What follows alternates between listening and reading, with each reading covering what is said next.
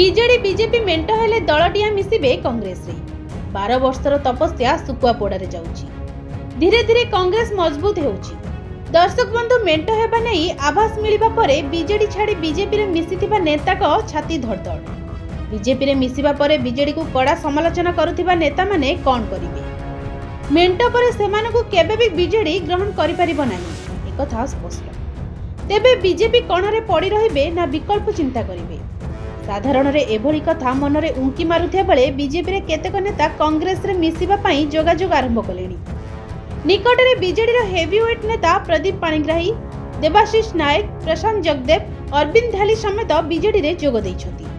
ଏହି ସମୟରେ ବିଜେଡି ବିରୁଦ୍ଧରେ କଡ଼ା ସମାଲୋଚନା କରୁଥିଲେ। ଏବେ ଯଦି ମେଣ୍ଟ ହୁଏ ତେବେ ଏମାନଙ୍କର ଅବସ୍ଥା କ'ଣ ହେବ? ତେଣୁ ବିଜେପିରେ ରହି ବିଜେଡି ଦ୍ୱାରା ଅପଦସ୍ଥ ହେବା ଏବଂ ଅସ୍ତିତ୍ୱ ହରାଇବାକୁ କୌଣସି ନେତା ଚାହିଁବେନି। ତେଣୁ ମେଣ୍ଟ ପରେ ଏହି ନେତା ବିଜେପିରେ ସମ୍ପର୍କ ଛିନ୍ନ କରି ବିରୋଧୀ ଦଳରେ ମିଶିବାକୁ ଚେଷ୍ଟା କରିବେ, ଏଥିରେ ସନ୍ଦେହ ନାହିଁ। ଏମାନଙ୍କ ପାଇଁ କଂଗ୍ରେସ ବିକଳ୍ପ ବୋଲି କୁହାଯାଉଛି। ବ୍ୟୁରୋ ରିପୋର୍ଟ, ଡିଜିଟାଲ ଖବର 24।